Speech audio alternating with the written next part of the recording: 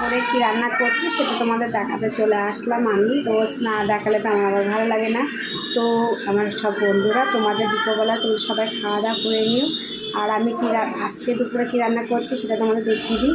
আর শোনো, আজকে কিন্তু আমাদের গেলো নিরামিষ, যেহেতু শনিবারের দিন তোমরা কারা কারা আজকে নিরামিষ খাও অবশ্যই কিন্তু এই ভিডিওতে কমেন্টে জানাবে যে তোমরা শনিবারের দিন কারা কারা নিরামিষ খাও, ঠিক আছে?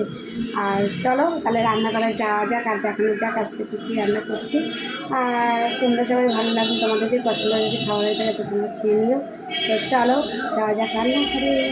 সকালবেলা আলু সিদ্ধ ভাত হয়েছে, সকালবেলা আলু সিদ্ধ ভাত হয়েছে, খাওয়া হয়নি, খাবো।